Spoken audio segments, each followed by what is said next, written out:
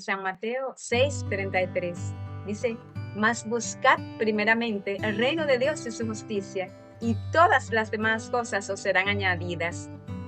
¿Qué es buscar el reino de Dios y su justicia? Es someternos a la voluntad de Él.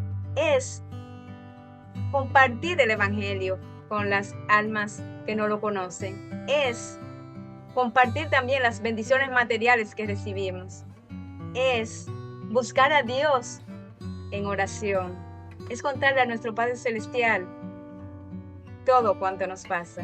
Es decir, que buscar el reino de Dios y su justicia es primero conocer a Dios, luego compartir lo que sabemos de Él con nuestros amigos, podemos decir, o nuestros iguales. Así que cuando buscamos primero el reino de Dios y su justicia, entonces todas las demás cosas os serán añadidas. Es decir, que si hago la voluntad de Dios en mi vida, que es buena, agradable y perfecta, entonces Él va a resolver la situación que yo pueda tener. Es bonito, ¿verdad? Saber que si nos sometemos a la voluntad de Dios, que si colocamos nuestra vida en las manos de Él, si permitimos que Dios gobierne y reine en nuestras vidas, entonces Él va a, podemos decir, a contestar nuestras oraciones. Él va a suplir nuestras necesidades. ¿Te gustaría buscar el reino de Dios y su justicia? ¿Te gustaría depender más de Dios? ¿Te gustaría contarle a tu mejor amigo todo cuanto te pasa? Y me gustaría preguntarte, ¿qué te pasa a ti en este momento? ¿Estás feliz? ¿Estás triste? ¿Estás cansado por una semana larga laboral como yo? ¿Cómo te sientes tú en este momento? Me gustaría saber. Y así, esa situación que estás sintiendo, te invito a que vaya a Dios en oración. Dice la palabra de Dios, orad sin cesar. Es decir, que tenemos que orar en todo momento. Sin cesar significa en todo momento, porque estamos viviendo días malos.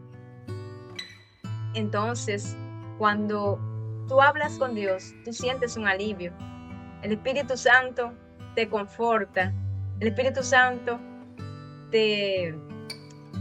está ahí contigo, allí contigo cuando estás de rodillas. El Espíritu Santo está allí. Dios sabe todo cuanto te pasa, pero Él quiere que se lo cuente.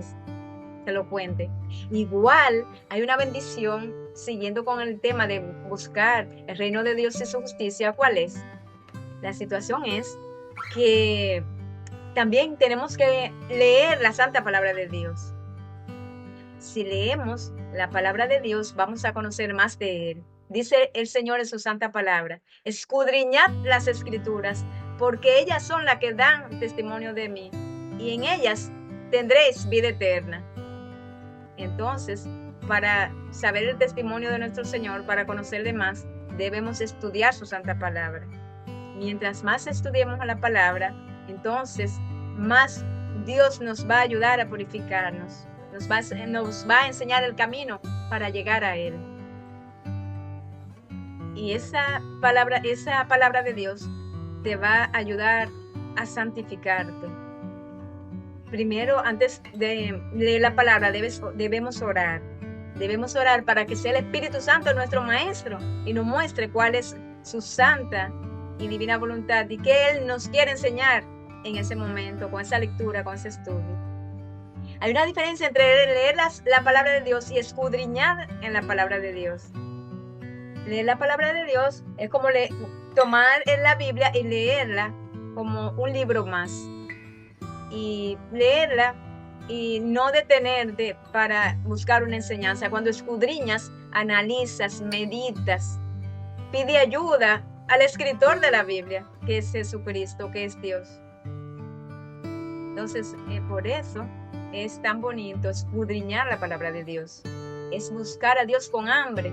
Es decirle que me limpie, que me perdone, que perdone mis pecados.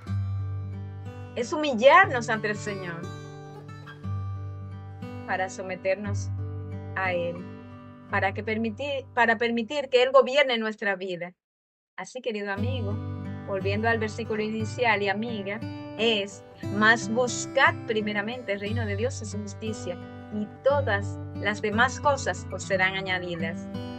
¿Te gustaría que esas situaciones que te perturban, que te quiten el sueño, que te hacen sentir triste, que Dios pueda contestarla?